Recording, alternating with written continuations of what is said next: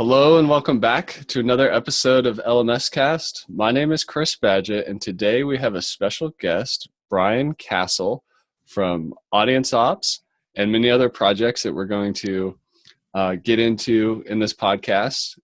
Brian's also an expert in productized services. He teaches how to do it, and he's done it himself many times and consulted on it. So we're really going to get into that, and we're going to get into two ways that you could really think about combining a productized service with online education, with online courses, and a couple different scenarios to get the gears turning about some different options you might be able to put on the table for your business that you might enjoy, might make your life easier, and might make things a lot more scalable and your customers happier. But first, Brian, thanks for coming on the show. Hey, thanks for having me on, Chris. Yeah, good stuff. Excited to talk to you. Awesome. Well, I've seen a lot of your stuff online, and a lot of the messaging starts with the phrase, when you're done with billable hours, what's next?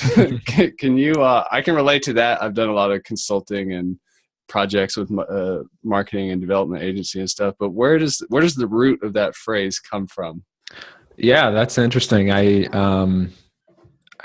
wrote that, I came up with that phrase probably about 2 years ago, around the time that I came out with the Productized course and really just started thinking about that whole concept of the productized service. When you're done with billable hours, what's next? That was the mindset that I had, in a couple of years prior to that. I had been making a living as a freelance web designer for a few years, and not necessarily billing by the hour, mostly billing by the project. But that's essentially the same thing. You can only take on so many projects, and you're essentially selling your time for money. And the thought that kept popping into my mind year after year was, how far does this go?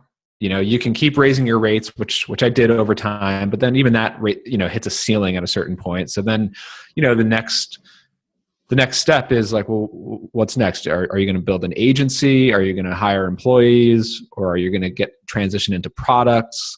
And all of these different directions seemed really confusing, challenging, possible, not possible. So it's just that question of like, how far can you go by billing by the hour? And what I kind of learned through trial and error over time and is this concept of productized services that seemed to be the easiest path or the easiest bridge to go from being a freelance consultant to owning a business and a brand that can actually grow in different directions. And so, we can get into, more specifics about productized services, but I did find that was the bridge that can take me from, hey, I'm Brian Casel and I do websites, to I own a business, it's called this, and this business does this service or this product, and we have a team, and it's a self-sustaining thing. And then eventually that business, the first one was Restaurant Engine, I was able to build that into something that I can sell, and I exited from in 2015. Didn't require me to run. And then now I'm into the next one, AudienceOps. So that's really cool. Well, just to tie into your story of like being done with billable hours, I got there in a sense with building up a web development and design agency. We got, we're up to about 17 people. Our hourly rate was $200 an hour, and that's what we would, use if we were doing a fixed price project in our estimations pretty much. But at the end of those projects, they're often pretty high stress. There's a lot going on. We did some quite large projects, and we're really at the higher end of the market of certain type of web development, specifically focused on membership sites and sites that were doing online education. So we kept doing that, and then we made the jump to building our product, which is LifterLMS. And for those of you listening who haven't heard it, if this is your first time, LifterLMS is a WordPress plugin that makes it easy to create, sell, and protect online courses. And then after we got that going, and that's been going for about 3 years, and eventually we've kind of phased down, took the foot off the gas of the custom client work. The product was really taking off in its own right. And we also added productized service, which I think is probably when I first came across your material online. Is I really wanted to make sure I was thinking through a productized service and how to do it right and what it's all about. I'm a big learner type person myself, so we created a done for you setup service with that. But that your messaging like resonates with people like me, who is like, okay, I'm kind of done with billable hours. I appreciate the ride; it was a good journey, but some people, I forget who I'm stealing this from, but there's something called the corner office test. And I was looking around. I did not want to be the CEO of a company, an agency that was like 25 deep, 50 deep, 100 deep. I would rather focus my strategy and innovation more on a scalable product or productized service. That seemed much more appealing, exciting, and more of the type of team I wanted to build and have fun with. Yeah, So, absolutely. Nice job on your messaging, because it definitely hooked me. Hey, I mean, those are things that I dealt with for years myself too. I mean, I knew it. It's like how to grow this thing, how to make it more scalable, and then all those frustrations that come with typical consulting. I mean, don't get me wrong. I had some clients who were great. I loved working with them. Did some really great big projects over the years, but overall, whether it's taking days to write a big proposal that doesn't sell, or going to these client meetings, or getting pushback from clients, or doing 20 different projects in a year, and all of them are completely different from one another. And there's no, and like the idea of hiring people to do those projects with you is so hectic because everything is different. That's what makes it really difficult. That's the difference between what I consider to be a typical agency and a productized service. The agency, because a lot of people get that confused, right? A lot of people think like, well, a productized service is just kind of like a glorified agency, isn't it? And it's semantics, but I consider them to be pretty different, because agencies, do anything and everything for all these different clients, as long as they have the budget to afford the agency, and then they'll do it. But what's required there is you need to hire a lot of different people, and a lot of people who can handle like fires, putting out fires and dealing with client requests and custom, giving clients custom attention. And we do that to a certain extent in AudienceOps today, but it's in a very systematic and standardized way. We essentially offer the same package to all clients.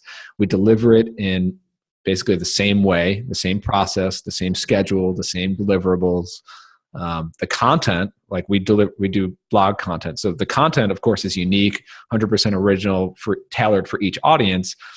But the package of how we deliver that and the process for how we create that content is all the same. And that makes it easier to hire people, to put people in specific roles that fall into our process, and to essentially remove myself from the delivery of the service so that I can focus on those systems. I can focus on marketing. I can focus on building out new products, which we're doing this year. And that's awesome. So like actually just listening to your story though, I followed this pretty similar path. I mean, I was doing freelance stuff and then got into doing Restaurant Engine, and I took probably about 2 years to bootstrap Restaurant Engine and gradually phase down that freelance work as needed. Yeah, that's awesome. I like what you're saying. Like a difference between an agency and a productized service. One way I think about it is like the agency, you got to have a bunch of really smart, adaptable people. Right. Whereas the weight in the productized service is more on the packages and the process. Both create value. They're just totally different ways of creating value. And that doesn't mean that if you have an agency, the people are really smart and there's no process and everything's like just the Wild West. You still have process. And, if you have a productized service, you're still working with smart people. It's just which is more kind of which are you leading with? Are you leading with process and packages, or are you leading with an all-star, adaptable team? Yeah. So, well, let's get into a couple scenarios. Some of the people coming to this podcast are teachers or experts in something. And eventually one of the things they're looking for is scale. they're used to doing one-on-one consulting, or they're, teaching at live events or in classrooms that can only get so big and only reach so many people.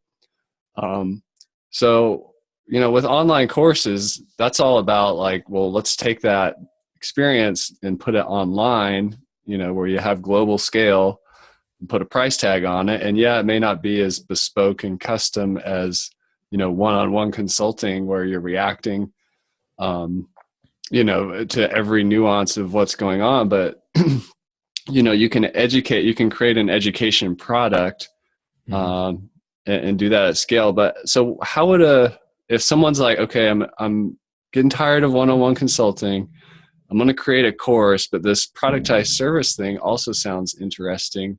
Where do they start? Yeah, I think that the productized service can be a really good, like I said earlier, like a bridge to go from being just a general consultant to having a product that you can sell. And when I say a bridge, I mean, you can take whatever consulting that you're doing now and just find ways to really standardize it, make it more focused, deliver it in the same way with standardized pricing and packages. And that's a way to basically productize your service. But the benefit of coming out of that and the way that you take that bridge over to turning it into some sort of course is you take the methodology that you use in your consulting, whether it's the same advice that you're giving to clients again and again, the way that you answer this, common questions, and all that data, all that knowledge, and all that expertise that you're building up and that you've really refined through your consulting. That's what essentially goes into the course. And when I say finding focus and standardizing down your service, it's not only in terms of like what you're doing, how long you're doing it, but it's also who you're doing it for, right? So a lot of consultants just work with anybody and everybody who comes to their door and they're ready to work with you. But, through that process of building a package and a price tag and a value proposition, the other really important side of that is who is that for? Who does it resonate with? Who resonates with the specific problem that you're solving? And once you can identify that, that's what really leads you down the path to say, oh, okay, now I really know what that specific pain point is, and that's something that I can build a course around or a software product or something, Something I've noticed just in having a consulting service, a productized service, and a product is that sometimes the audiences are a little different for the different, points. Like, but that's not necessarily a bad thing. Or sometimes maybe they're just on a different part of the, customer life cycle or buyer's journey or whatever. So what would you have to say to that? Yeah, I mean, that's something that we found with AudienceOps, and that's why this year, we're going almost in our third year of AudienceOps, and now we're transitioning into, or really just expanding our product line for that reason, is we found that there are different segments. So the done for you service, our content service, basically that's how we started. That's how we launched the business. That's what has made it, self-fund and grow itself and help us establish ourselves. But now that we have established ourselves, now we can identify, now the done for you service becomes the high end.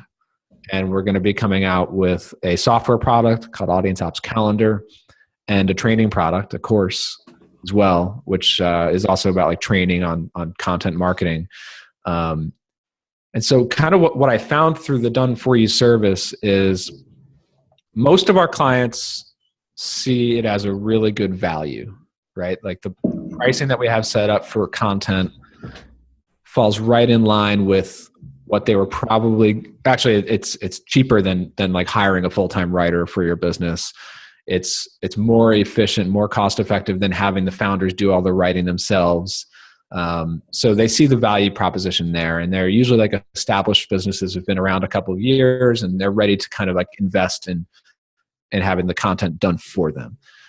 But we also found that there was another like a smaller segment of our customer base who maybe they're bootstrapped startups, tighter budgets,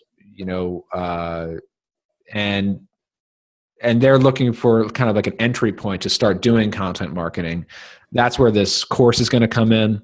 And then the software AudienceOps calendar could also fit that group, but it's really aimed at people who are doing content marketing, who are managing a content calendar for your business or for your clients. If you're doing, kind of what we're doing with content marketing for clients, the AudienceOps calendar product will be aimed at managing a content calendar, streamlining the process with your team, but it also has some analytics built in so you can measure performance of your content and see it all right on the calendar. So essentially in the next couple of months, as these new products roll out, we'll be able to, keep having the high-end done for you content service, and then options for do-it-yourself stuff like the software or a training product that you can get into. That's awesome. And the other thing is that we're using the training product as an entry point into the done for you service as well. So the course, like you could apply that credit towards your first month of the content service. Clients of the content service, we're using our software for them, so they get access to the software too. So like the three products kind of work hand in hand. We're still a content marketing company. We're not like doing all these different things, but we're just kind of breaking it up into like different segments of the same audience. That's awesome. So one of the big takeaways there, if you're listening and you're a highly paid consultant who's like, relying on your smarts and in the moment adaptability, is there are more clients out there. There are other segments. There are other adjacent markets that maybe can't afford your high-end consulting, but would fit perfectly in your productized service. Or so it's not the thing I want to. Yeah, and like the thing I want to kind of stress here is that like it sounds like we're doing a lot, and right now we are doing a lot. We're going to have 3 products sold through our site, so that's doing a lot. And I've got developers, I've got writers, got managers. There's a lot to manage right now. I would never suggest to do all this stuff right out of the gate. That would not have been possible. Like 2 years ago, when I was starting up AudienceOps, like the idea I looked at building a SaaS right from the get-go, a software as a service product. And the economics just did not make sense, and investing all that time and money into hiring developers, and it would take almost a year to build the software. We would have no audience of our own. And, it just didn't make sense. So instead, I only started with the productized service that was profitable and self-sustaining and self-funded the growth of the company. And now 2 years in, now we're able to kind of take these steps to expand. So, that's why I see the productized service as kind of like that bridge. Yeah. Yeah. And it doesn't all have to happen at once. And I mean, if you're consulting right now and thinking about doing a productized service, it starts with just creating an offer, put that in writing, make a sales page or an opt-in page about it. And really the act of creating that is going to force you to like really isolate what is it that you provide the most value at, and what can you build a process around. And it's just it's a great exercise to do, even if you don't launch it, just to clarify your thinking and what makes your offer so good. Yeah, the way that I like to think about it is like how to come up with a really valuable offer. So you've been a consultant, you've been freelancing, and typically what happens is clients come to you and they say, "Oh, I need a new website," or whatever it is they come to you for. Like, I want this. How much and how much time will it take? How much does it cost? If you flip it on its head, like what if you had an opportunity where a potential client came to you and said, I don't really know what we need. We've got some money to spend. You tell us, like, what do you think is like your best recommendation for what we need based on where we're at right now? So it's your opportunity to design the best possible solution, the best package of services that will will really drive home results for this client, what would be included? What would you include in a service like that? How would you deliver it? And it's like the dream for any consultant. It's like to not be dictated to like what they want, but actually to use their expertise and recommend what they believe the client should have. Like that's what forming a value proposition for a productized service is all about. Very well said. And once you start doing this, you'll see all around you, there's packages everywhere. If you go look for a car, there's like 3 versions of it. If you're looking at some kind of vacation package, there's different versions of it. Exactly. So packages are everywhere. Not every car company like says, okay, well, what kind of steering wheel would you like? Or right. Tell me all the pieces of the car you would like. Yep. Well, speaking of segments, and different types of markets and people. Some of the people listening to this episode own software companies or some kind of product business, and they're not really they're not consultants. They're not trying to necessarily create courses as another revenue stream, but they're rather doing it to educate their customers, both for marketing purposes and also for onboarding purposes to reduce churn. And you can really actually use the same course for that. But one of the things I've noticed is, a lot of times like with a particular software product, it's another company that ends up building a productized service around it. But if I have a software company and I also want to build a productized service, like a setup service, what's your advice to that person? Yeah, I mean, well, first, I just think it's a good idea, and I think not enough software businesses are open to that idea of offering a service. A lot of software product businesses are, we got in this thing to build software, not to provide services, right? But I think that there's a big opportunity there, and it's a way to really add a lot of value and increase loyalty for your product. There's so many benefits to this. Because if you think about it, if you have a software tool, let's say it's like an analytics tool or something like that, that only solves half the problem, right? So the other half of the problem is actually implementing the tool, setting it up, configuring it for your business, and actually getting the value out of it. So there's really 2 sides to that coin there.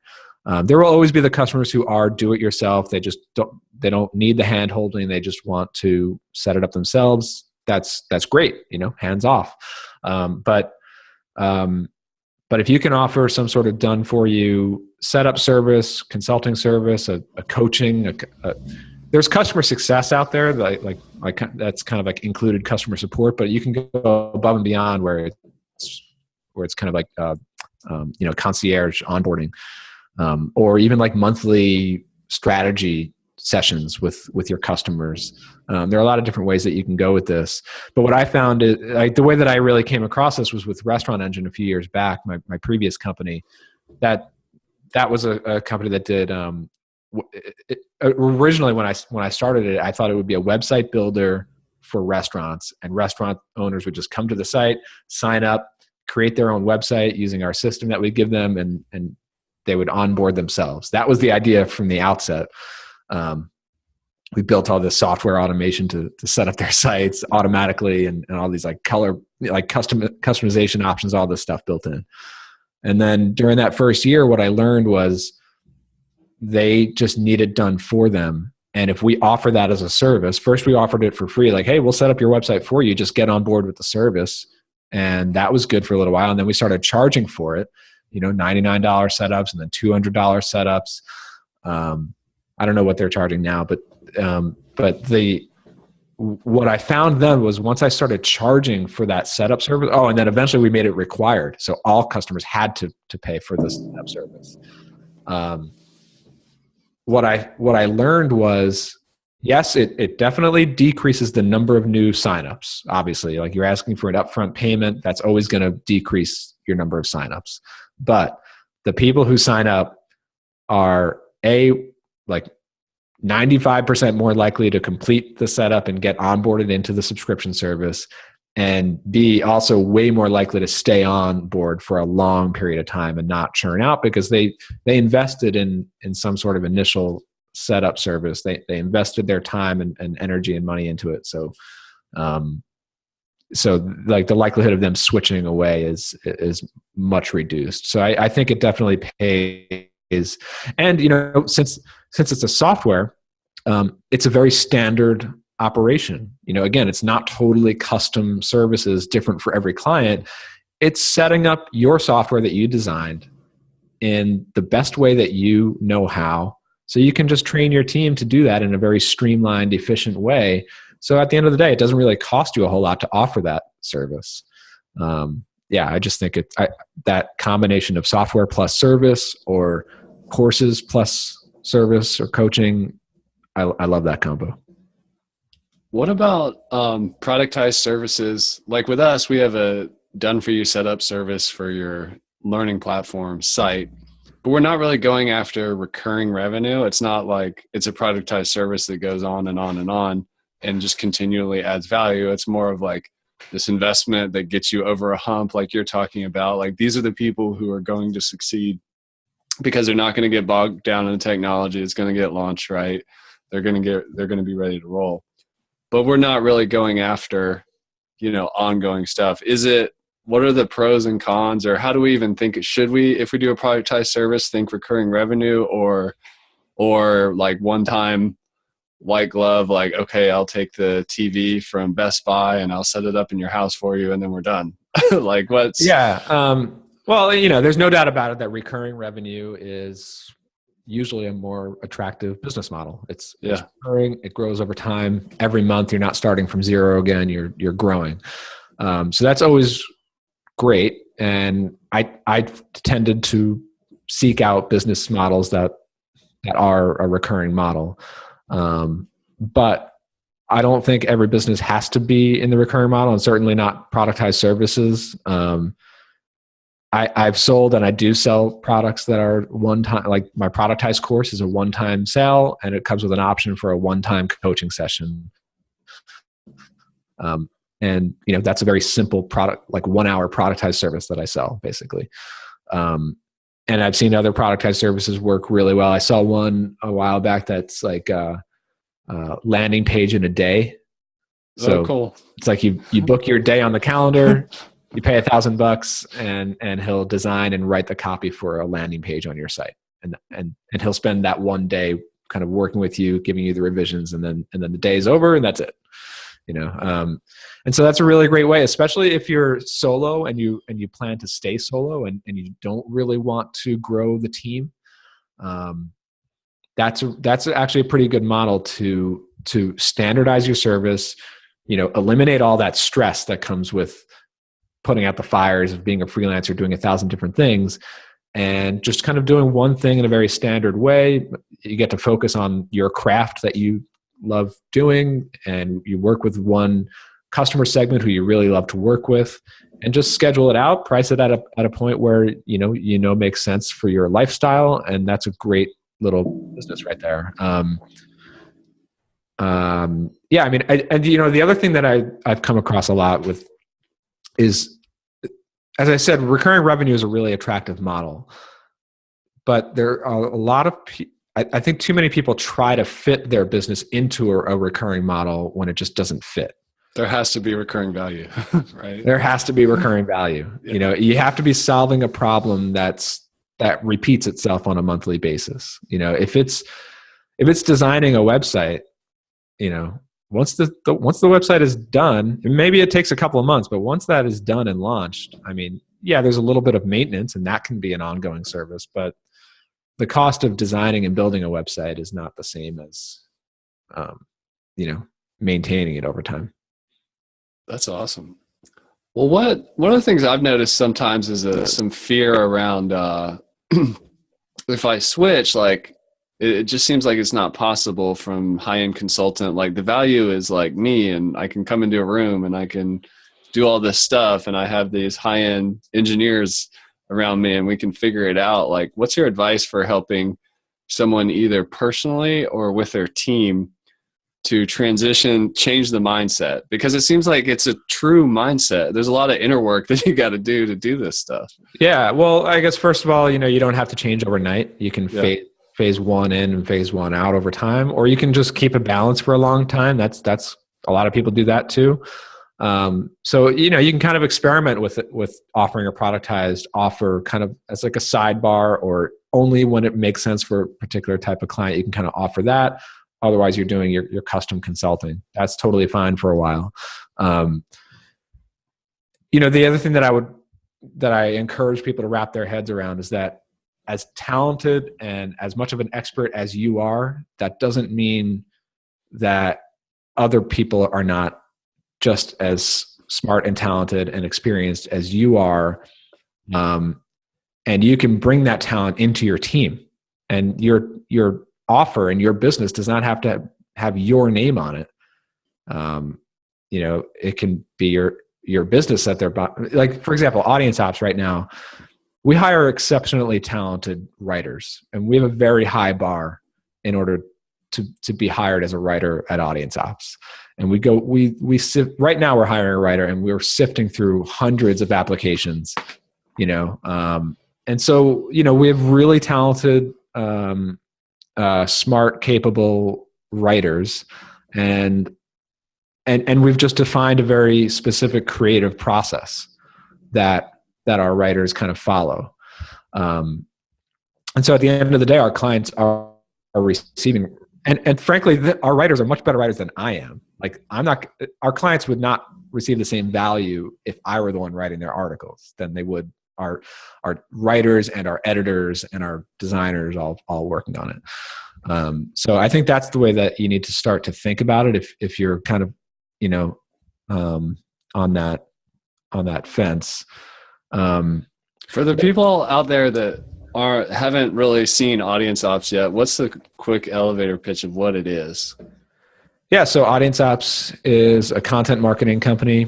As I said, we've kind of made the name for ourselves with our done for you content service, where we write the content for your blog, and we also write email newsletters and social posts to go with that. And we've designed a whole package around that. But now we're also releasing content marketing tools like the calendar software and a content marketing training program as well.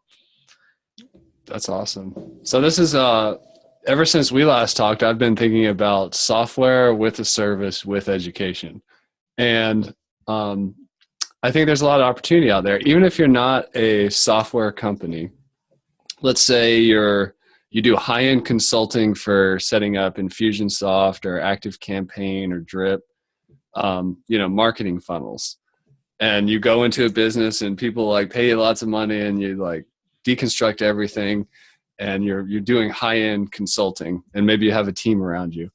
But even if you don't own Infusionsoft or ActiveCampaign or Drip or whatever, there's an opportunity there for a consultant to create a productized service around it, and also create education. Take your thinking. Nothing sharpens the saw and makes you even better than trying to teach what you do to somebody else. Yeah, so that's so true. My mother actually taught me that. She was a long time teacher. She taught college level, she doesn't do it anymore, but she used to teach like computer programs, word processing, and Microsoft Office and that kind of stuff to college people and also professionals. She did corporate training, and it's true. She taught me that you don't really learn the thing until you have to form it into a lesson and really get it across to somebody else who depends on them learning it for their job or to get ahead. The other thing, going back to that last question about how, if you're the expert, how do you productize that and get other team members on board? I mean, you can use your expertise to design the best system and solution. For example, we do some stuff with Drip automation, with the email sequences and stuff that we set up for clients. A lot of that is built out of my experience working with Drip. And so I built this strategy, and then I've just formed it into a process, and then I hired people who can who can use our template and implement it. And there are plenty of different ways you can do that in different businesses. So rather than using your personal expertise to be the person in the room talking to the client, you can be the person kind of behind the scenes to design the solution, and then just hire people to put into the roles to execute it. Yeah, that's awesome. I recently, I used to do some of our productized deliveries, and I would just carry it around in my head. And I sat down with our project manager, and I was like, all right, we're going to build a process here. And then she's been doing a lot of them, and it's going famously. And they're going, and she's improving the process as it goes, which is another important thing. Oh, totally. Yeah. With courses and with productized services, you got to have a feedback loop. It's important not to automate everything and totally remove like any kind of listening, because there's so much room for improvement. And sometimes one little tweak, you might uncover like a lot more value. So true. We're 2 years into our done for you content service. And this month we're overhauling a lot of our processes, and we're always doing that. Kat is a member of our team who helps out with the processes, and we're just going through, like, we're changing some of the strategies based on feedback, based on what we see drives better results. And now we're slowly like tweaking the processes and getting each member of the team on board with, all right, here's how we used to do it. Here's how we're going to do it going forward.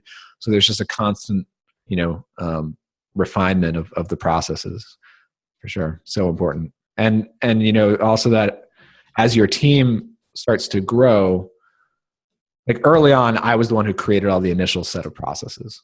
But then as the team starts to grow, I become more and more removed. And so then I actually rely on the team to either tell me what's happening on the ground, where can these things be improved? What are some shortcuts that we can build in?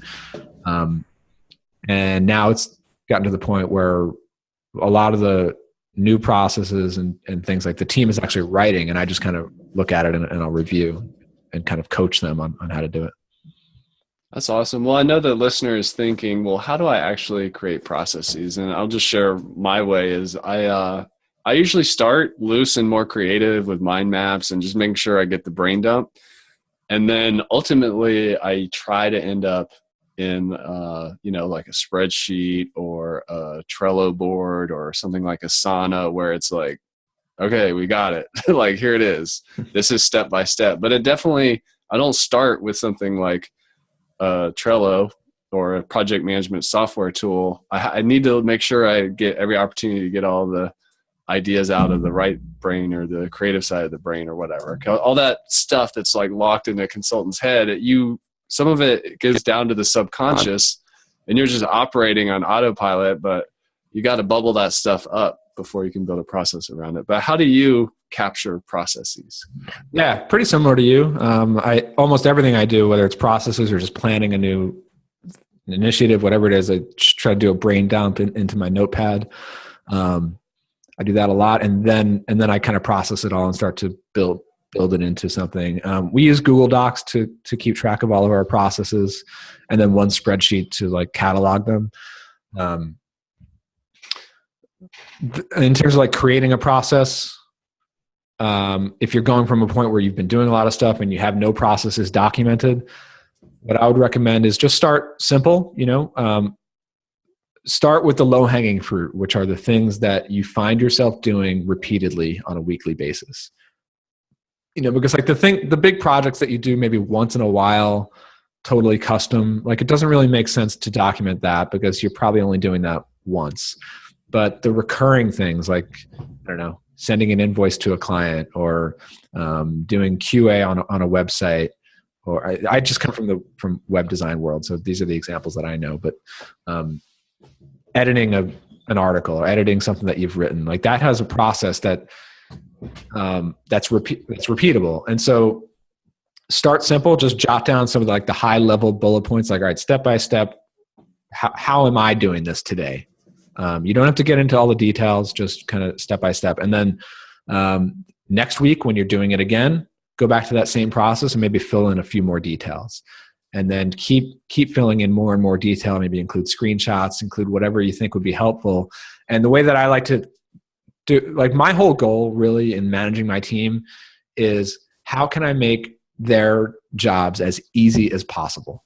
Like I'm not, I want them to feel like, wow, everything is just handed to me on its silver platter. All I need to do is show up and follow the process and kind of do what I'm great at. Like, it's like, that's the feedback that I get from the team, is like, I just try to make their jobs as easy as possible. So if you're new to this, think about it. Like if somebody else were to do the thing that you're doing today, what would they need in order to execute it in the same way that you're doing it? Like they would need some instruction. So try to see it from their eyes, a new person coming in, and get to a level of detail that can get there.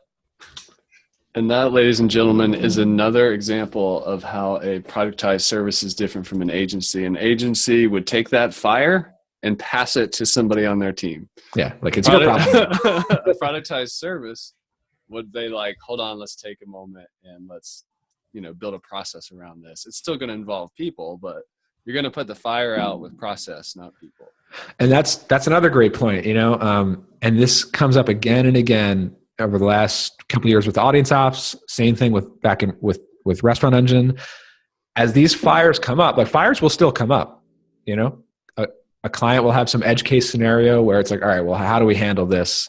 They have some special requests. I always stress with my team, like, don't just say yes to the special request right off the bat. Sometimes we will accommodate it in some way, but first bring it to the team. Let's look at it. Let's see if it's something that we can work into our process for all of our clients, not just for that one special case. And if it is, if it would benefit all clients, if it makes sense, then we'll tell the client, all right, sounds good. We're going to take a few weeks. We're going to work out a process for this, and then we'll roll it in. And try to find a way to deliver it in a standard way, rather than just saying, yes, sure, yeah, like we'll do that, we'll do this. And then in some cases, when it's just something like outside the scope of what we would do and it just doesn't make sense, then, we'll say like, no, it's not something that's included, but here are some resources that might help you out. Yeah, that's awesome. We do that at LifterLMS too. Like now, if it's starting to drift into custom land, we have basically a referral of trusted agencies that we can refer people to, and it feels good to do that, to have gotten to that point. Yeah, totally. Well, Brian, I want to thank you for coming on the show, and I'm going to try to list some of your stuff off, but at the end, fill in what I've missed. You can find out more about Brian Casel at his personal website, castjam.com. He's also the creator of AudienceOps, which is a productized service for creating ongoing content for your site, which I encourage you to check out, especially if you're an online course creator or membership site owner. You spend so much time focused on the content that's locked down, inside your online course or in your membership site, that it's easy to forget about the blog and, where you should be creating some content to start attracting new leads as part of your content marketing or your inbound marketing strategy. So I highly recommend you check out AudienceOps, and Brian's course on productized services is located at castjam.com/productized. Where else can people find you on the web, Brian? Yeah, I mean, you pretty much nailed it. The other thing is I co-host a podcast called Bootstrapped Web with my buddy Jordan Gal, and we're just coming off a little hiatus on that, but we'll be recording tomorrow, where we're just kind of talking week to week updates, behind the scenes, what we're working on in our respective businesses. So that's kind of fun. And yeah, like you said, castjam.com, that's my personal site. You'll find stuff about productized services there, and audienceops.com. Awesome. Well, thank you for coming on the show. Thanks, Chris.